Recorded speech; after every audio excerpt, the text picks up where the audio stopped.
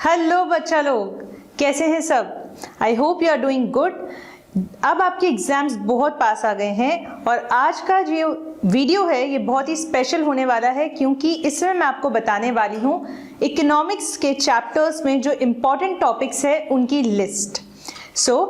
Basically आज हम video में क्या कवर करेंगे, मैं आपको सबसे पहले आईसीएआई का वेटेज बताऊंगी, चैप्टर वाइज वेटेज। दूसरी चीज, हर एक चैप्टर से हम इंपॉर्टेंट टॉपिक्स डिस्कस करेंगे, उसकी लिस्ट मैं आपको दूंगी जो कि आप जॉट डाउन कर सकते हैं, कहीं लिख कर रख सकते हैं। और तीसरी चीज मैं आपको बताऊंगी हर एक चैप्टर से किस टाइप के क्वेश्चंस आप एग्जाम्स में एक्सपेक्ट कर सकते हैं। So without wasting any time, let's gets going.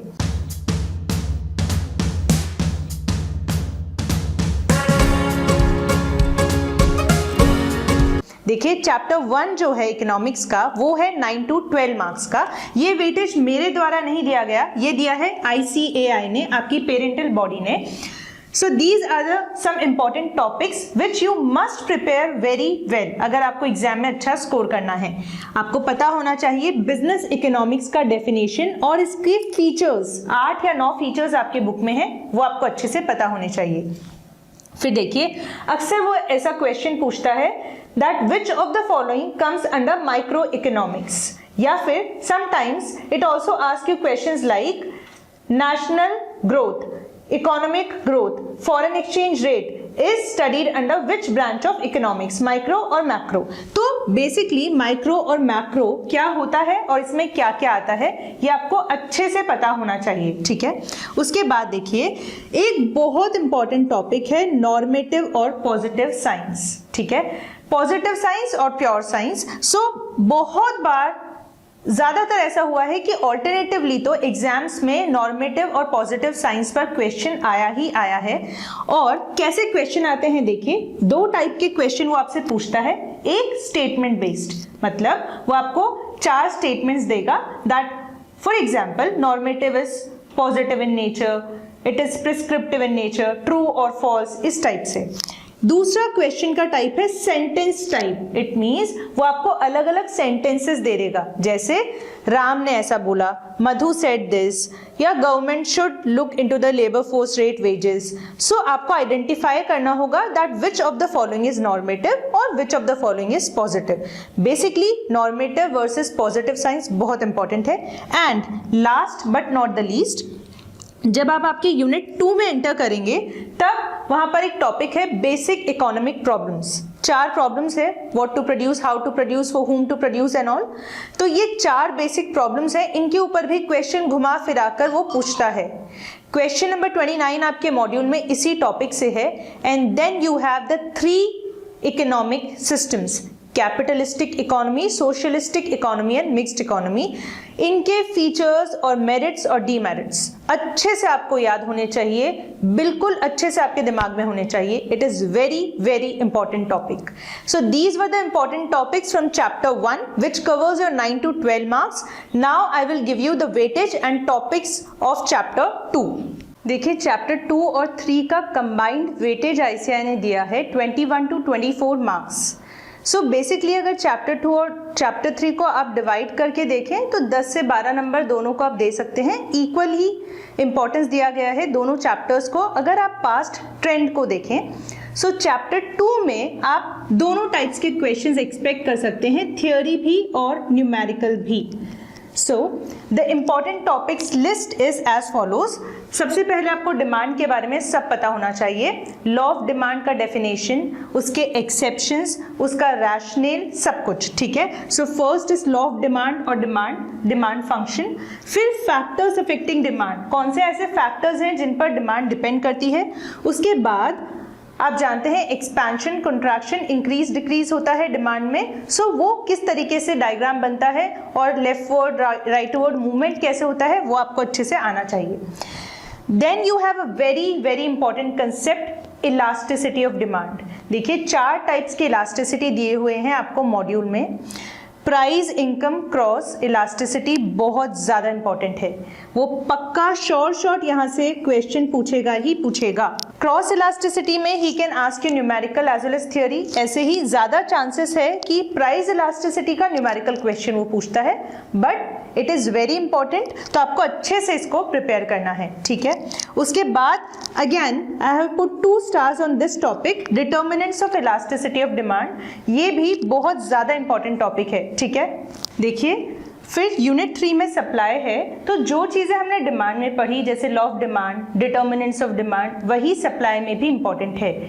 ऐसे ही elasticity of supply is again an important topic, तो आपको डिमांड और सप्लाई की चीजों को अच्छे से कवर करना है।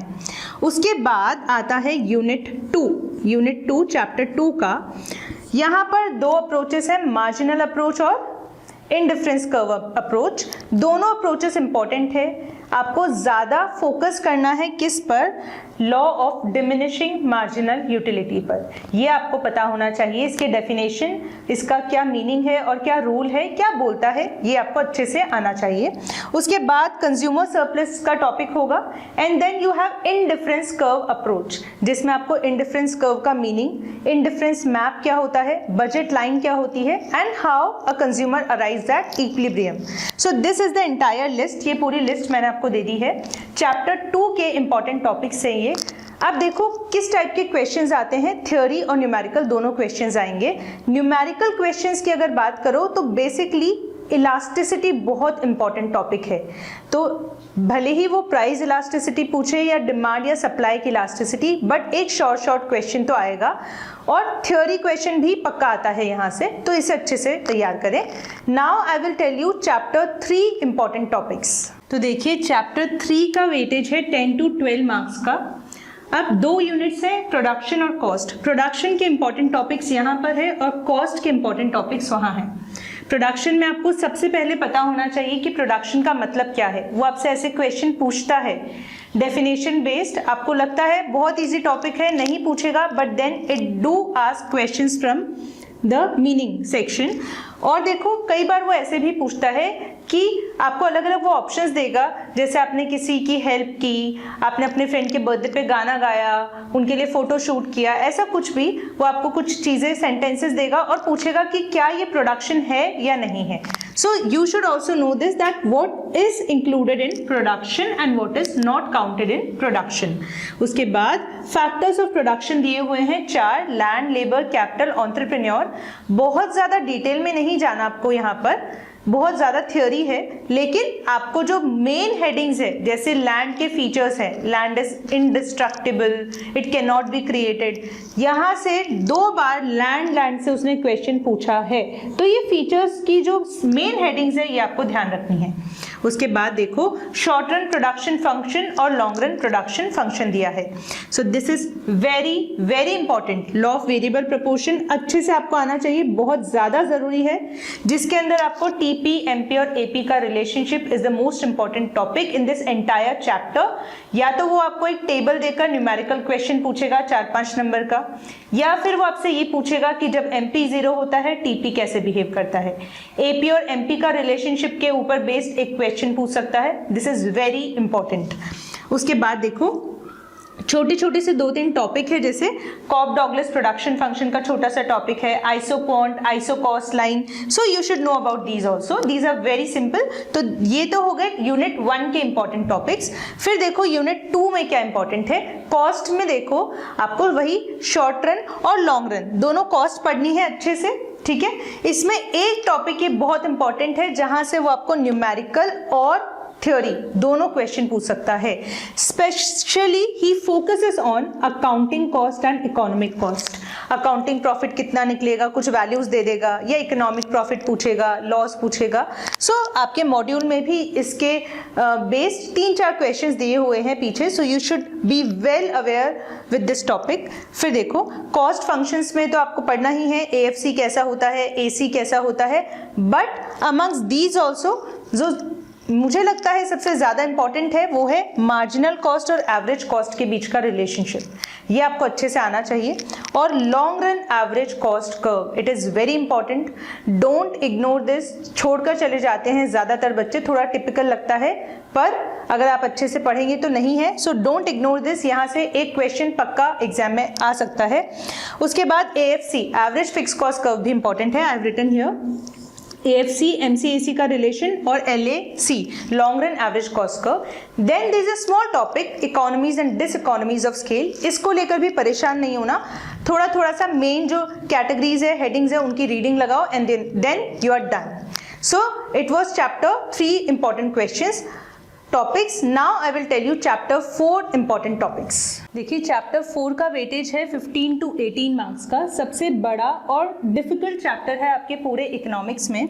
सो बेसिकली यहाँ पर आपको कौन से इंपॉर्टेंट टॉपिक्स है, पहली चीज़ मैं आपको बोलना चाहती हूँ कि जिस तरीके से आपको चैनल पर चैप्टर 4 पढ़ाया गया है, अभी तक टोटल 9 वीडियोज़ आए हैं, उन वीडियोज़ को अगर आप उसी सीक्वेंस में फॉलो करते हैं, so if you do this it will become a cake walk for you, बहुत ईजी हो जाएगा पूरा चैप्टर आपके लिए।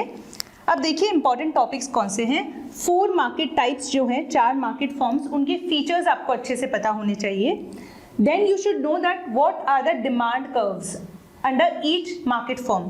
परफेक्ट कंपटीशन का डिमांड कर्व कैसा होगा, ओलिगोपॉली का कैसा होगा, एंड AR MR TR बहुत ज़्यादा इंपॉर्टेंट है, very very important. AR MR TR का रिलेशनशिप, इस पर न्यूमेरिकल या थ्योरी क्वेश्चन वो श्योरली आपसे एग्जाम में पूछेगा, ठीक है। सो क्वेश्चन नंबर 2 and 3 आप देख सकते हैं, इसी पर बेस्ड है। उसके बाद देखिए आपके यूनिट 1 में 2 बिहेवियरल प्रिंसिपल्स हैं। शटडाउन पॉइंट कब होता है, इस पर वो क्वेश्चन पूछ सकता है। दोनों प्रिंसिपल्स, छोटा सा कंसेप्ट है, आपको ये ध्यान रखना है। यहाँ पर मैंने आपके रेफरेंस के लिए लिखा है क्वेश्चन 38, 39 और 40, इस टाइप के क्वेश्चन वो एग्जाम में पूछता है इस टॉपिक से। फिर देखिए ये 4-5 छोटे छोटे से टॉपिक्स हैं जिनको पेज नंबर के साथ मैंने लिखा है। लास्ट अटेम्प्ट में भी मैंने आपको बताया था कि ये बहुत इंपॉर्टेंट है, इस बार भी वापस I am repeating, questions will be asked from these topics surely. कहीं से भी आए, कैसा भी आए, घूम फिर के, बट क्वेश्चन आएगा। तो किंक्ड डिमांड कर्व, ओलिगोपॉली के टाइप्स हैं, 8 टाइप्स दिए हुए हैं। प्राइस डिस्क्रिमिनेशन के 3 डिग्रीज होते हैं। And then you have equilibrium output and price, कैसे डिटरमिन करना है। अगर आपको एक्सपेंशन, कंट्रैक्शन, इंक्रीज डिक्रीज पता है, so you will be able to do this. फिर देखो जहाँ ये चैप्टर खत्म हो रहा है, पेज नंबर 4.197 पर, लास्ट पेज पर कुछ टर्म्स दिए हुए हैं, जैसे मोनोप्सोनी, डुओसोनी, ऐसे। सो ये टर्म्स में से भी एक टर्म कोई भी वो उठाकर पूछ सकता है। So you should be well aware with these topics, अच्छे से आपको ये टॉपिक्स पर कमांड होना चाहिए। अब मैं आपको चैप्टर 5 के इंपॉर्टेंट टॉपिक्स बता देती हूँ। छोटा सा चैप्टर है, थ्योरी क्वेश्चन ही आएगा, कोई प्रैक्टिकल क्वेश्चन वहाँ से नहीं आएगा। चैप्टर का वेटेज जो ICAI ने दिया है वो है 9 to 12 मार्क्स अगेन, तो बेसिकली 10 नंबर तो आप आराम से स्कोर कर सकते हो चैप्टर से, बहुत ईजी है। वीडियो अपलोड किया गया है, 1 घंटे का रिविजन वीडियो चैप्टर 5 का, वो देखकर भी आप पूरा चैप्टर प्रिपेयर कर सकते हैं। So now I will give you the list of important topics from chapter 5। सबसे पहले आपको पता होना चाहिए बिजनेस साइकिल की डेफिनेशन और फीचर्स। फीचर्स छोटे से हैं थोड़े से, बट इंपॉर्टेंट बहुत है, निग्लेक्ट मत करना। मॉड्यूल के पीछे भी क्वेश्चन दिए हुए हैं, you should solve each and every question from your module. उसके बाद जो 4 फेजेस हैं, एक्सपेंशन, कंट्रैक्शन, EPCT, 4 फेजेस हैं, उनके फीचर्स आपको अच्छे से पता होने चाहिए। फेजेस के बहुत ज़्यादा इंपॉर्टेंट है, श्योर क्वेश्चन एग्जाम में आएगा। किस टाइप के क्वेश्चन पूछेगा यहाँ से, या तो वो आपको ऐसा पूछेगा during expansion which of the following does not occur, ठीक है, या फिर वो आपसे पूछेगा 4-5 स्टेटमेंट्स देता जाएगा और पूछ सकता है which one of the following is not true और इनकरेक्ट, या फिर विच of the following is true और करेक्ट। तो दोनों टाइप के क्वेश्चंस अगर आप सॉल्व करना चाहते हैं, फीचर्स पर कमांड होना चाहिए। उसके बाद देखो again a very small topic, page number 5.217 पर दिए हुए हैं टाइप्स ऑफ इंडिकेटर्स। 3 टाइप्स हैं, हर बार वो क्वेश्चन पूछता है। वो आपको बोल देगा which one of the following is not example of coincident indicator, या फिर पूछेगा which one of the following is an example of lagging indicator, कुछ भी पूछेगा। सो छोटा सा टॉपिक है, जनरली छूट जाता है क्योंकि अगर आप इन डेप्थ में मॉड्यूल की रीडिंग नहीं करते तो इसे निग्लेक्ट नहीं करना है। And then causes of business cycle, again internal और एक्सटर्नल दो कॉजेस होते हैं। एटलीस्ट हेडिंग्स आप याद रखना, वो ऐसे पूछ सकता है कि इनमें से कौन सा इंटरनल कॉज नहीं है, ठीक है, तो एटलीस्ट हेडिंग आपको पता होनी चाहिए। सो यहाँ पर कुछ ज़्यादा आपको मेहनत नहीं करनी। चैप्टर 1 और चैप्टर 5 दोनों बहुत छोटे हैं, दोनों का वेटेज सेम है 9 to 12, 9 to 12। तो अगर आप इन दोनों चैप्टर्स को अच्छे से प्रिपेयर कर लेते हैं तो 18 से 24 मार्क्स आपके स्कोर हो जाते हैं, सिक्योर हो जाते हैं। And both are theory chapters. So guys, this was the entire video जिसमें हमने पूरे सारे चैप्टर्स के इंपॉर्टेंट टॉपिक्स डिस्कस किए और मैंने आपको ये भी बताया साथ साथ कि ICAI का वेटेज क्या है और किस तरीके से क्वेश्चंस पूछे जाते हैं। So I wish you all the best for your preparations. I'll meet you soon in the next video, but then if you want कि ऐसा ही important topics का list हम और किसी सब्जेक्ट का भी आपको बताएं, और किसी सब्जेक्ट का वीडियो अगर आप चाहते हैं, अकाउंट्स, BCR, लॉ, किसी का भी, so please mention it in the comments box below so that we come to know that you need it and we'll make a video for you. Till then, you keep studying well, work hard, revise well. I'll meet you soon in the next video. Stay healthy. Bye-bye.